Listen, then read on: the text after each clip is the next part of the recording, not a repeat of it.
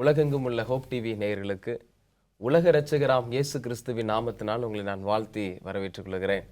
இந்த அற்புதமான இந்த நிகழ்ச்சியின் சார்பாக நம்மளுடைய பாடத்தை இன்னும் அழகாக மாற்றித் தருவதற்கு அன்பு போதர்கள் வந்திருப்பது மிகுந்த சந்தோஷம். இந்த ஆசரிப்பு கூடத்தின் ஆச்சரியங்கள் என்ற நிகழ்ச்சியின் சார்பாக நாம் வாழ்த்தி வரவேற்றுக் கொள்ளலாமா? பாஸ்டர் இருவருக்கும் ஸ்தோத்திரம், வாழ்த்துக்கள்.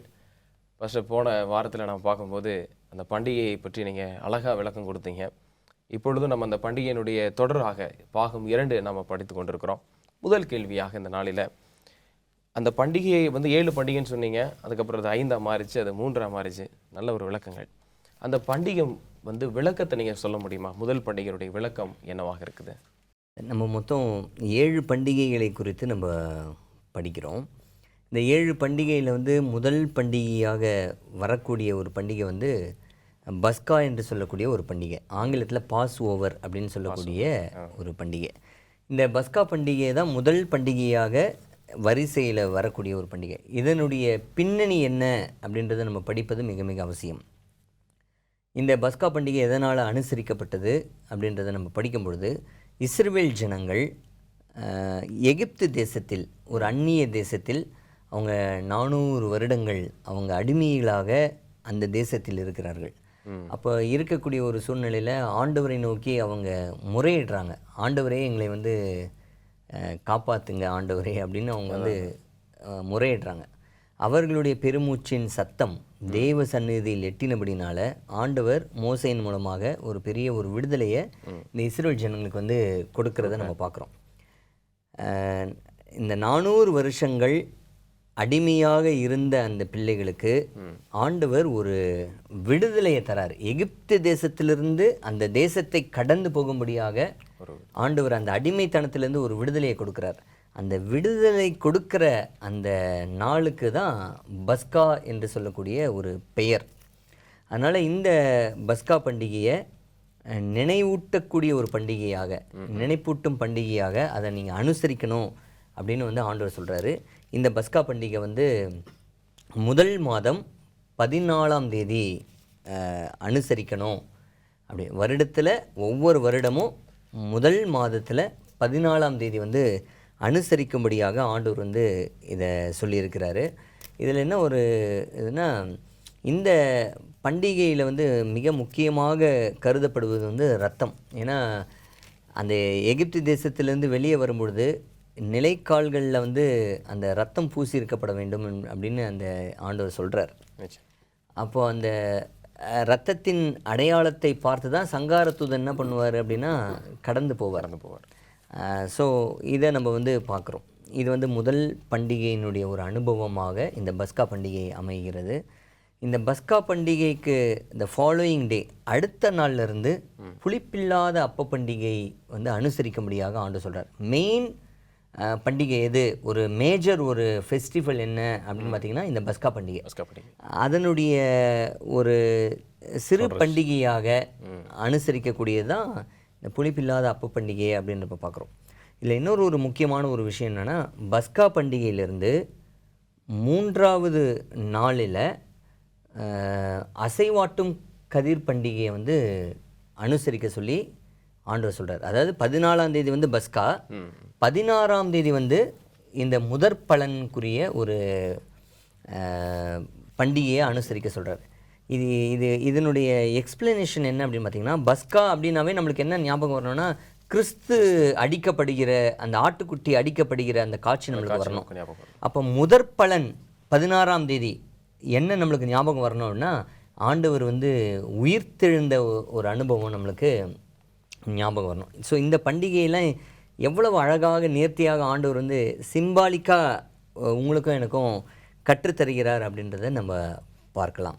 ஸோ 14ஆம் தேதி பஸ்கா, 16ஆம் தேதி இந்த ஒரு அசைவாட்டும் கதிர் பண்டிகை, அந்த முதற் பலனின் பண்டிகை அப்படின்றத நம்ம புரிந்து கொள்ளலாம். கண்டிப்பாக ஸ்டெஃபன். ஜாஷுவா, உங்களுடைய கருத்துக்கள் இது எப்படி இருக்கிறது? ஆமாம், பாஸ்டர் அவங்க சொன்ன அதே கருத்து தான்.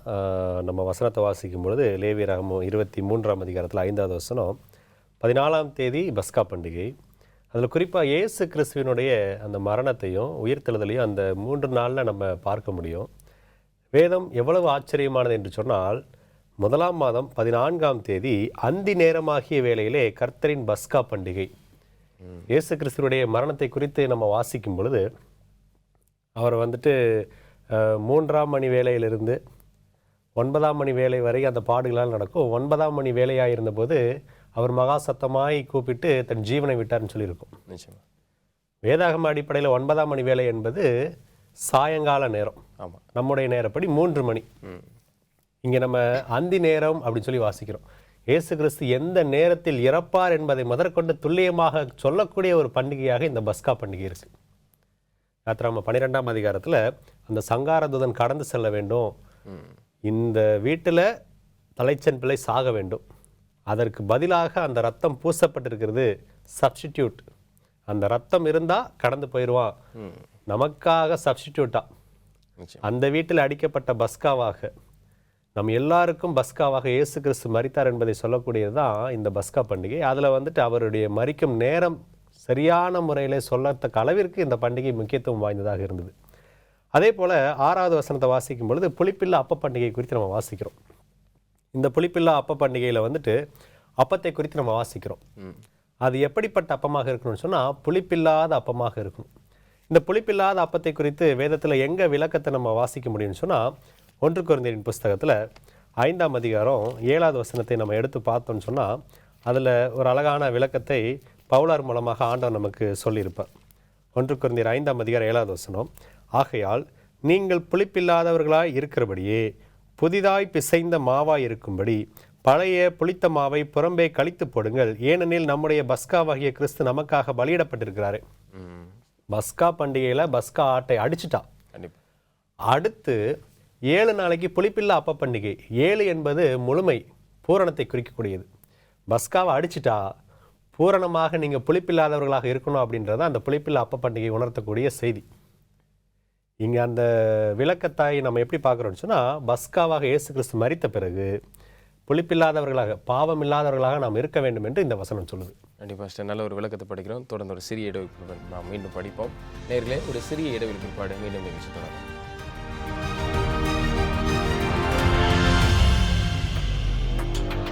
நேர்களே, இடைவெளிக்கு பிற்பாடு மீண்டும் நிகழ்ச்சிக்கு நாம் செல்லலாமா? ஃபஸ்ட்டு நல்ல ஒரு விளக்கத்தை பார்த்துட்டு இருந்தோம். தொடர்ந்து அடுத்த பண்டிகையினுடைய விளக்கத்தை நீங்கள் சொல்லுங்கள் ஃபஸ்ட்டு. சரி, அடுத்த பண்டிகையாக வரக்கூடியது வந்து மிக ஒரு முக்கியமான ஒரு பண்டிகை வந்து இந்த டே ஆஃப் பென்டிகாஸ்ட், பெந்தகோஸ்தே என்று சொல்லக்கூடிய ஒரு பண்டிகை. பெந்தகோஸ்தே அப்படின்னாவே, பென்டிகாஸ்ட் அப்படின்னாவே 50 அப்படின்னு அர்த்தம். பொதுவாகவே 50வது நாளில் வரக்கூடிய ஒரு பண்டிகை வந்து இந்த பென்டிகாஸ்ட், பெந்தகோஸ்தே என்று சொல்லக்கூடிய ஒரு பண்டிகை. எந்த நாள்லேருந்து அதை கவுண்ட் பண்ணணும் அப்படின்னு பார்த்தீங்கன்னா, இந்த அசைவாட்டும் இந்த கதிர் பண்டிகை இருக்குது பார்த்தீங்களா, முதற் பலன். இது எப்போ அப்படின்னா, நம்ம ஏற்கனவே பார்த்தோம், இது வந்து முதல் மாதம் 16ஆம் தேதி. அந்த அன்னிலிருந்து 50 நாட்களை நம்ம ஒருவேளை கவுண்ட் பண்ணி நம்ம கூட்டினோம் அப்படின்னு சொன்னால், அது வந்து 6ஆம் தேதி 3வது மாதம். 6ஆம் தேதி 3வது மாதத்தில் பாஸ் ஓவர்லேருந்து 3வது நாள் வந்து அசைவாட்டும் கதிர் ஓய்வு நாள் வரும். அதிலிருந்து 50வது நாள் கூட்டி நம்ம பார்க்கும் பொழுது 6ஆம் தேதி 3வது மாதம் வரும். அது வந்து பெந்தகோஸ்தே பண்டிகை அப்படின்றத நம்ம பார்க்குறோம். இதுவும் ஒரு நினைப்பூட்டக்கூடிய ஒரு பண்டிகை. இதை நினைத்து பார்க்கணும் அப்படின்னு வந்து ஆண்டவர் வந்து இஸ்ரவேல் ஜனங்களுக்கு வந்து கொடுத்தாரு. இதில் என்ன ஒரு ஆச்சரியம் அப்படின்னா, இஸ்ரவேல் ஜனங்க பஸ்கா பண்டிகை அன்றைக்கி ட்ராவல் பண்ணுறாங்க. அதாவது பஸ்கா அந்த இதில் ட்ராவல் பண்ணுறாங்க. அவங்க ட்ராவல் பண்ணி அந்த வனாந்திரத்தின் அனுபவத்தில் போகும்பொழுது அந்த 50வது நாள் அந்த நேரத்தில் அவர்களுக்கு கொடுக்கக்கூடிய ஒரு விஷயம் என்ன அப்படின்னு பார்த்தீங்கன்னா, 10 பிரமாணத்தை ஆண்டவர் என்ன பண்ணுறாருன்னா கொடுக்குறாரு. 10 பிரமாணத்தை ஆண்டவர் வந்து இந்த ஸ்டோனில், கல்லில் எழுதி தம்முடைய சொந்த விரலினால் எழுதி கொடுக்குறார். இதை அப்படியே நம்ம கிறிஸ்துவனுடைய அனுபவத்தில் நம்ம பார்க்கும் பொழுது, கிறிஸ்து பஸ்காவாக பலியிடப்பட்டு 3வது நாள் அந்த முதற் பலனாக அவர் உயிர்த்தெழுந்து, அதிலிருந்து 50வது நாள் பார்க்கும் பொழுது சீஷர்கள் எல்லாம் மேலறையில் கூடிக்கொண்டிருந்த ஒரு அனுபவம். 50வது நாள் பெந்தகோஸ்தே பண்டிகை. அப்பொழுது பரிசுத்த ஆவியானவர் அவர்களுக்கு ஊற்றப்படுகிறார். இஸ்ரவேல் ஜனங்களுக்கு எவ்விதமாக இந்த 10 பிரமாணம் அவர்களுக்கு கொடுக்கப்பட்டதோ அதே போலவே பரிசுத்த ஆவியானவர் இவர்களுக்கு கொடுக்கப்பட்டு உள்ளத்தில் அந்த 10 பிரமாணத்தை எழுதக்கூடிய ஒரு அனுபவத்தை அந்த ஒரு பெந்தகுஸ்த பண்டிகையில் ஆண்டவர் கொடுத்ததை நம்ம பார்க்க முடியும். கண்டிப்பாக நல்ல ஒரு எக்ஸ்ப்ளனேஷன். அதில் கடவுள் ரொம்ப துல்லியமாக தான் அதையும் விளக்கி காமிக்கிறார் அப்படின்னு பார்க்குறோம். சின்ன வயசில் நான் படிக்கும்போது கூட பைபிள் பொதுவாக ரீட் பண்ணும்போது பழைய ஏற்பாடு பகுதியில் இந்த யாத்ராகமம் லேவியராகமம் கடந்து வரும்போது ஏதோ ஒரு பண்டிகை சொல்கிறாங்க, ஏதோ ஒரு இதுன்னு நினச்சேன். ஆனால் நாட்கள் பெருக பெருக தேவனுடைய வழிநடத்தலை பார்க்கும்போது ரொம்ப ஆணித்தரமான அர்த்தத்தோடு தான் எல்லாமே பதிவு செய்யப்பட்டிருக்கு அப்படின்னு படிப்போம். பிடிச்ச பகுதியில் போய் படிக்கும்போது பெருசாக தெரியாது, நமக்கு ஒரு அண்டர்ஸ்டாண்டிங் வந்துருச்சு, இப்படி தானே ஒரு புரிதல் இருக்குன்னு நம்ம நினச்ச நாட்கள் உண்டு. ஆனால் ஆசிரியப்பு கூட அப்படி இல்லை அப்படின்றத ரொம்ப அழகாக பார்த்துட்ருக்கோம். ஃபஸ்ட்டு தொடர்ந்து உங்களுடைய கருத்துக்களை நீங்கள் பதிவு செய்யுங்க. பாஸ்ட் சொன்ன அந்த கருத்துலேருந்து நான் தொடர்ச்சியாக சில வசனங்களை சொல்ல விரும்புகிறேன். நம்ம யாத்திராகமம் 19ஆம் அதிகாரத்தை பார்க்கும்போது பாஸ்ட் சொன்ன அந்த கணக்கு நமக்கு வரும். இஸ்ரவேல் புத்திரர் எகிப்து தேசத்திலிருந்து புறப்பட்ட 3ஆம் மாதம் 1ஆம் நாளிலே சீனாய் வனாந்தரத்தில் சேர்ந்தார்கள். அப்போ அதாவது தேவன் அவர்களுக்கு அந்த 10 பிரமாணத்தை கொடுப்பதற்கு முன்பாக அவர்களிடத்துல கேட்ட அந்த காரியங்கள் இருக்கும். 6வது வசனத்தை வாசிக்கிறேன் பாருங்க. நீங்கள் எனக்கு ஆசாரிய ராஜ்யமும் பரிசுத்த ஜாதியுமாயும் இருப்பீர்கள் என்று நீ இஸ்ரவேல் புத்திரரோட சொல்ல வேண்டிய வார்த்தைகள் என்றார். இந்த 10 பிரமாணத்தை கொடுக்கறதுக்கு முன்னாடி பஸ்கா பண்டிகையை அவங்க அனுசரிச்சாங்க. நம்ம சொன்னதை இவங்க செஞ்சிருக்கிறாங்க அப்படின்றதுனால ஆண்டவரை அவர்களை ஏற்றுக்கொண்டார். இந்த ஜனங்களை ஏற்றுக்கொண்டார். ஏற்றுக்கொண்டதனுடைய வெளிப்பாடாக 10 பிரமாணங்களை கொடுத்தார். நம்ம இயேசு கிறிஸ்துவினுடைய பலியை பார்க்கும் பொழுது எங்க பலிமுறைகளை பார்த்தாலும் ஆண்டவர் ஏற்றுக்கொள்வது அவசியமான ஒன்று. ஆயின் ஆபேலை பார்க்குறோம், ஆண்டவர் ஏற்றுக்கொண்டாரா இல்லையா, அதுதான் முக்கியம். கண்டிப்பாக. அப்படியே வரும்போது எலியாவுடைய ஜெபத்தை பார்க்கிறோம். எலியா பலி செலுத்துகிறார், ஆண்டவர் ஏற்றுக்கொண்டாரா இல்லையான்னு பார்க்கும்போது ஏற்றுக்கொண்டார். எப்படி ஏற்றுக்கொண்டார் அப்படின்னு சொன்னால் வானத்திலிருந்து அக்கினி அதை ஏற்றுக்கொண்டது என்று நம்ம பார்க்கிறோம். இப்போ இது எல்லாத்தையுமே ஒட்டுமொத்தமாக அந்த பெந்தேகோஸ்தே நாளுக்கு நம்ம ஒப்பிட்டு பார்ப்போம். இயேசு கிறிஸ்து நமக்காக பஸ்காவாக மரித்தார் என்று 1 கொரிந்தியர் 5ஆம் அதிகாரம் 7வது வசனத்தில் நம்ம வாசித்தோம். இந்த பலி நமக்கானதாக பிதாவினால் ஏற்றுக்கொள்ளப்பட்டதா இல்லையா அப்படின்ற ஒரு கேள்வி நமக்கு இருக்கணும். தேவனால் இயேசு கிறிஸ்துவின் பலி நமக்கானதாக அங்கீகரிக்கப்பட்டது என்பதற்கான அடையாளமாகத்தான் 50வது நாளில் பெந்தேகோஸ்தே நாளில் அக்கினி அப்படின்ற வார்த்தை வருகிறது. நம்ம அதை பாஸ்ட் சொன்னாங்க. பெந்தேகோஸ்தே நாளில் அந்த 50வது நாளில் நடக்கக்கூடிய நிகழ்வுகளை இயேசு கிறிஸ்துவனுடைய பலி நமக்காக ஏற்றுக்கொள்ளப்பட்டது என்பதை வெளிப்படுத்தும் விதமாகத்தான் எப்படி ஜனங்களுக்கு 10 பிரமாணம் கொடுக்கப்பட்டதோ பரிசுத்த ஆவியானவர் அக்கினிமயமான நாவுகளால் இறங்குகிறார். எலியா பலியை ஏற்றுக்கொள்வதற்கு அக்கினி இறங்கினது போல இயேசு கிறிஸ்துவின் பலி ஏற்றுக்கொள்ளப்பட்டதற்கு அடையாளமாக அந்த 50வது நாளிலே ஆவியானவர் வேற எந்த ரூபத்திலே வந்திருக்கலாம். ஏன் அக்கினின்னு சொன்னா பலியை ஏற்றுக்கொண்டதற்கான அடையாளமாக அந்த நாளில் கேள்வி அறிஞ்சு ஃபஸ்ட்டு அந்த ஏன் அக்கினி அப்படின்னு கேட்ட கேள்வி வந்தது. காரணங்கள் என்ன சொன்னீங்க ஃபஸ்ட்டு? ஏன் அக்கினி அப்படின்னு சொன்னா பலியை அங்கீகரிப்பதற்கான விதம், ஆண்டவருடைய அடையாளம். எலியா ஜெபிக்கிறார். வெறும் காளையை மட்டும் அவர் வைக்கல, என்ன பண்ணுறாருன்னு சொன்னால் தண்ணீரை ஊற்ற சொல்கிறார். சுற்றி பள்ளம் தோண்டி அந்த பள்ளங்கள் நிரம்பும்படியாக தண்ணீர் ஊற்ற சொல்கிறாரு. இது எல்லாவற்றையும் பட்சிக்கும்படியான அக்கினி இறங்கி வருகிறது. என்ன சொல்லி இறங்குகிறதுன்னு சொன்னால் கர்த்தர் நீர் என்பதையும் நான் உம்முடைய மெய்யான ஊழியக்காரன் என்பதையும் ஜனங்கள் அறியும்படியாக என் ஜெபத்தை கேட்டவர்களும் இந்த பலியை ஏற்றுக்கொள்ளும். அப்போ ஏற்றுக்கொண்டதற்கு அடையாளம் என்னன்னு சொன்னால் அக்கினி. இயேசு கிறிஸ்து மரித்தார் பஸ்கா நாளில். 3வது நாள் முதற் பலனாகி அந்த நாளிலே அவர் உயிர்த்தெழுந்தார். ஒரு வசனத்தை நம்ம வாசிச்சிருவோம். கொலோசையர் புஸ்தகத்தில், கொலோசையர் புஸ்தகம் 1ஆம் அதிகாரத்தில் 18வது வசனம். அவரே சபையாகிய சரீரத்துக்கு தலையானவர், எல்லாவற்றிலும் முதல்வராய் இருக்கும்படி அவரே ஆதியும் மரித்தோரிலிருந்து எழுந்த முதற் பேருமானவர். இப்போ இவர் மரித்தார், நம்முடைய பாவத்திற்காக பலியாக மரித்தார், உயிர்த்தெழுந்தார், பரலோகத்துக்கும் போயாச்சு. ஆமாம். நம்முடைய பாவங்களுக்காக செலுத்தப்பட்ட பலியாக இயேசு கிறிஸ்து தன்னை முதற்பலனாக அங்கு காட்டும் பொழுது இந்த பலி இயேசு கிறிஸ்துவோடது பூரணமான பலி, பழுதற்ற பலி. நமக்கானதாக அது அங்கீகரிக்கப்பட்டதா? அந்த ஜனங்களை ஆண்டவர் சொன்னார்லே யாத்திராகமம் 19ஆம் அதிகாரத்தில், நீங்கள் என்னுடைய ராஜரீக கூட்டமாயும் பரிசுத்த ஜாதியாயும் இருப்பீர்கள் என்று அந்த அங்கீகாரம், அந்த அங்கீகாரத்தினுடைய அடையாளமாக 10 பிரமாணம் கொடுக்கப்பட்டது. நமக்காக இயேசு கிறிஸ்து சிந்தின அந்த ரத்தத்தையும் நமக்காக அவர் பலியானார் என்பதற்கான அந்த அங்கீகாரத்தையும் ஆண்டவர் கொடுப்பதற்கான அடையாளமாகத்தான் அந்த அக்னிமயமான நாவுகளால் பரிசுத்த ஆவியானவர் இறங்கி வந்தார் என்பதை பெந்தைக்கோஸ்தே நாளில் நம்ம பார்க்குறோம். பாஸ்டர், நல்ல ஒரு விளக்கங்கள் பாஸ்டர். இதை பார்க்கும்போது இன்னும் அதிகமாக அடுத்தடுத்த பண்டிகைக்கு என்ன அர்த்தன்ற ஒரு கியூரியாசிட்டி எனக்கு வந்தது. ஒரு சின்ன இடைவெளி பிற்பாடு நாம் பார்ப்போம். நேயர்களே, மீண்டும் ஒரு சிறிய இடைவெளி பிற்பாடு நாம் தொடர்ந்து படிப்போம். தேவன் உங்களோடு நடத்துவார்.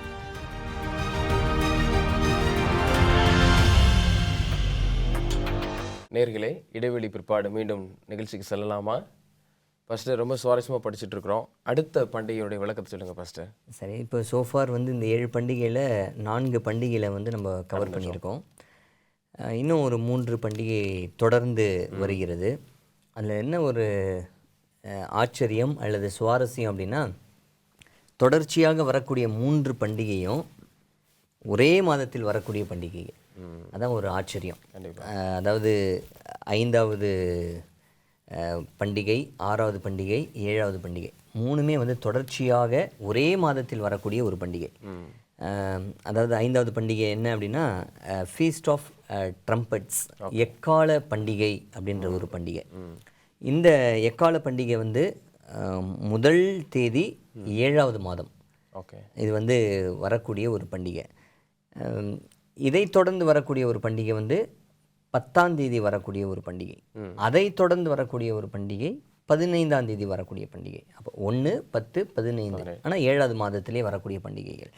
இப்போது இந்த ஃபீஸ்ட் ஆஃப் ட்ரம்பட்ஸ், இந்த எக்கால பண்டிகையினுடைய சாராம்சம் என்ன அப்படின்னு பார்த்தீங்கன்னா, இதில் ஒரு ரொம்ப அழகாக சொல்லக்கூடிய, அடுத்த பண்டிகை வரப்போகிறது என்று சொல்லக்கூடிய ஒரு பண்டிகை தான் இந்த பண்டிகை. ஓகே, முன்னாடியே சொல்லிடுது. ஆமாம், நம்ம ஊர்லலாம் ஒன்று சொல்லுவாங்க, யானை வரும் பின்னே மணி யோசை வரும் முன்னே அப்படின்னுவாங்க. அந்த மணி சவுண்டு கேட்ட உடனே நம்மளுக்கு என்ன தெரியுதுன்னா, ஓ பின்னாடி ஒன்று யானை வருது அப்படின்ட்டு. அதே மாதிரி இந்த எக்கால பண்டிகை அப்படின்றது வந்து எக்காலம் ஊதும்போது, இந்த எக்காலம் எதுக்காக ஊதுறாங்க? பொதுவாக எக்காலம் எப்போ ஊதுவாங்க பார்த்திங்கன்னா, இஸ்ரேல் ஜனங்கள் டைமில் ஒன்று அவங்க ட்ராவல் பண்ணும்பொழுது நம்ம ட்ராவல் பண்ண போகிறோம் அப்படின்னு ஒன்று சொல்லுவாங்க. அதே எக்காலம் வந்து ஒரு வித்தியாசமாக அவங்க ஊதும்போது, ஏதோ பகையாளி வராங்க, ஒரு யுத்தம் ஒன்று வரப்போகுது அப்படின்னு ஒரு சொல்லுவாங்க.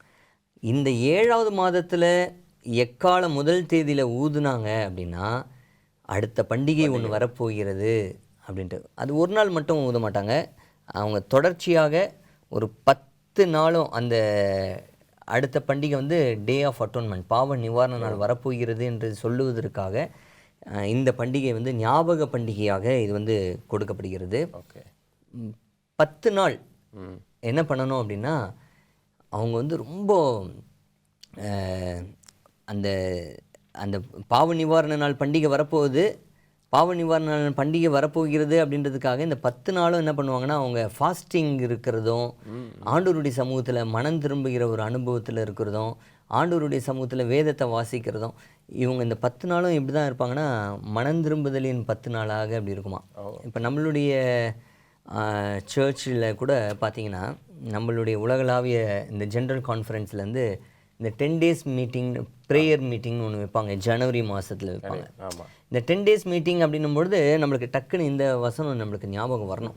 10 நாட்கள் அந்த ஜனங்க எப்படி இருந்தாங்க அப்படின்ட்டு. அதே சமயத்தில் இந்த 10 நாட்கள் எக்காலம் ஊதும் பொழுதுலாம் உங்களுடைய வீட்டை ஆயத்தப்படுத்துங்க, உங்கள் வீட்டை சுத்தப்படுத்துங்க, உங்கள் வீட்டில் இருக்கக்கூடிய அசூசியெல்லாம் நீக்குங்க, நீங்கள் ஆயத்தப்படுங்க அப்படின்றதுனுடைய அர்த்தமாக தான் இந்த எக்கால பண்டிகையினுடைய எக்காலம் ஊதும் பொழுது நம்மளுக்கு ஞாபகம் வரும். அதே சமயத்தில் அடுத்த பண்டிகை வருது அப்படின்றதுக்கு அவங்க என்ன சொல்லுவாங்கன்னா, நியாய தீர்ப்பு வருது அப்படின்னு சொல்லி என்ன பண்ணுவாங்களாம், அவர்கள் சொல்லுவார்களாம். ஸோ இந்த ஒரு எக்கால பண்டிகை முதல் தேதியில் 7வது மாதத்தில் நடைபெறுகிறத நம்ம பார்க்கலாம். கண்டிப்பாக சார். இதில் விளக்கத்தை நான் பார்க்கும்போது எச்சரிப்பை கொடுத்துட்ருக்கு இல்லையா, அடுத்து வரப்போகுது, நீங்கள் ரெடியாக இருங்க, அப்படின்னா என்ன புது ட்ரெஸ் வாங்குங்க அப்படின்ற மாதிரி ஒரு ஏதோ ஒரு வகையில் எச்சரிப்பை கொடுக்குற ஒரு பண்டிகையாக இருக்கிறது. பாஸ்டர் ஜாஷுவா, உங்களுடைய கருத்துக்கள்? இந்த 7 பண்டிகையை நம்ம வந்து 2ஆக பிரிக்கலாம். பாஸ்ட் சொன்ன மாதிரி இந்த கடைசி 3 பண்டிகையுமே ஒன்றாக வரக்கூடியது, அடுத்தடுத்து வரக்கூடியதாக இருக்கும்.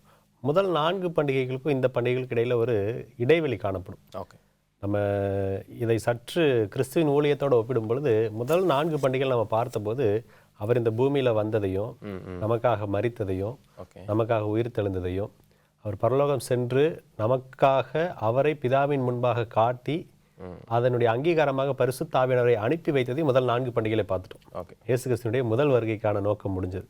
Okay pastor. இந்த பண்டிகைகள் அடுத்த 3 பண்டிகைகளை நம்ம வந்துட்டு இயேசு கிறிஸ்துவனுடைய 2ஆம் வருகை கண்ணோட்டத்தில் பார்க்கணும். இந்த எக்கால பண்டிகை குறித்து நம்ம வாசிக்கும் பொழுது பாஸ்டர் சொன்னாங்க, நியாய தீர்ப்பு வருது, நியாய தீர்ப்பு வருது. இந்த எக்கால பண்டிகையினுடைய நோக்கமே நியாய தீர்ப்பு என்று தேவனுடைய வருகைக்கு முன்பதாக ஒன்று நடைபெற இருக்கிறது. எல்லாரும் நினச்சிட்டு இருக்கிறாங்க நியாய தீர்ப்பு அவர் வந்த பிறகுன்னு சொல்லி. நம்ம அதை விரிவாக படிப்போம் வரக்கூடிய நாட்களில். ஒரு அறிமுகமாக நியாய தீர்ப்பு நடந்து கொண்டிருக்கிறது, நியாய தீர்ப்பு அதாவது நியாய தீர்ப்பு நடக்கப் போகிறது என்று சொல்வதை குறிப்பது தான் இந்த எக்கால பண்டிகை. அது இந்த வசனத்தின் மூலமாக நமக்கு தெளிவாக தெரிகிறது. பாஸ்டர், இப்போ எல்லாமே ஒரு கண்ணோட்டத்தில் தான் இருக்குது. பிளாங்காக எதுவுமே காட் வந்து வைக்கலை. ஒவ்வொரு பண்டிகைக்குமே தொடர்ச்சியான சம்பவத்தை தான் கொடுத்துட்ருக்கிறார். இப்போ நம்ம இந்த பண்டிகையை நம்ம படிக்கும் பொழுது எக்கால பண்டிகை வந்து எதை நினைப்பூட்டுதுன்னா, பாவ நிவாரண நாள் என்று சொல்லக்கூடிய டே ஆஃப் அட்டோன்மெண்ட் வருகிறது அப்படின்னு சொல்லி அந்த பண்டிகையை சொல்கிறது. கடைசியாக இன்னொரு பண்டிகை, அது 15ஆம் தேதி 7வது மாதத்தில் கூடார பண்டிகை என்று சொல்லக்கூடிய ஃபீஸ்ட் ஆஃப் டேபர்நாக்கிள், கூடார பண்டிகை. இந்த கூடார பண்டிகை எதற்காக அப்படின்னு பார்த்தீங்கன்னா, இஸ்ரேல் ஜனங்க அவங்க 40 வருஷம் அவங்க அந்த ட்ராவல் பண்ணி அந்த வனாந்திரத்தில் ஆங்காங்கே கூடாரம் போட்டு ஸ்பெஷலாக இந்த கூடார பண்டிகையில் ஆண்டவர் எங்களை விடுதலை ஆக்கினதையும் இந்த 40 வருடங்கள் வழிநடத்தினதையும் ஒரு ஆரவரிக்கக்கூடிய, ஒரு சந்தோஷப்படக்கூடிய ஒரு பண்டிகையாக, சந்தோஷத்தின் பண்டிகையாக இந்த கூடார பண்டிகையை என்ன பண்ணாங்கன்னா அவங்க தொழுது கொண்டாங்களாம். ஸோ மொத்தத்தில் பார்க்கும்பொழுது இந்த 7 பண்டிகையும் இஸ்ரேல் ஜனங்களுக்கு ஒரு சிறப்பம்சமான ஒரு பண்டிகையாக அமைந்தது. நன்றி பாஸ்டர், நன்றி பாஸ்டர். நல்ல ஒரு விளக்கத்தை நம்ம பார்த்தோம். இந்த நாள் நல்ல நிகழ்ச்சி எங்களை எடுத்து வந்தீங்க. கர்த்தர் உங்களை ஆசீர்வதிப்பாராங்க பாஸ்டர். தொடர்ந்து நாம் இணைந்திருப்போம். நேயர்களே, மிக அற்புதமான பாடத்தை தான் கற்றுக்கொண்டிருக்கிறோம்.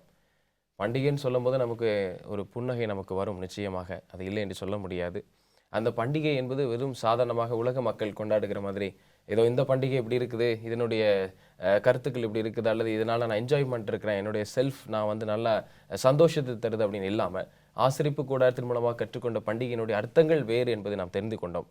ஒவ்வொரு நாளும் சபைக்கு போகும்போதும் சரி, ஒரு பண்டிகையை நாம் கொண்டாடும் போதும் சரி, ஜெபத்தில் நாம் ஜெப வாரத்தில் பங்கு பெறும் போதும் சரி, தேவன் என்னை ஆற்றுகிறார், தேவன் என்னை மாற்ற விரும்புகிறார் என்ற நோக்கங்கள் இதில் இருக்கிறது என்பதை நிச்சயமாக புரிந்து கொள்வோம். கர்த்தர் நம்ம ஒவ்வொருவரையும் ஆசீர்வதிப்பாராக. மீண்டும் அடுத்த நிகழ்ச்சி நாம் சந்திக்கும் வரைக்கும் தேவனுடைய ஆசீர்வாதம் வழி நடத்துவோம் உங்களுக்கு எப்பொழுதும் இருப்பதாக. ஆமென்.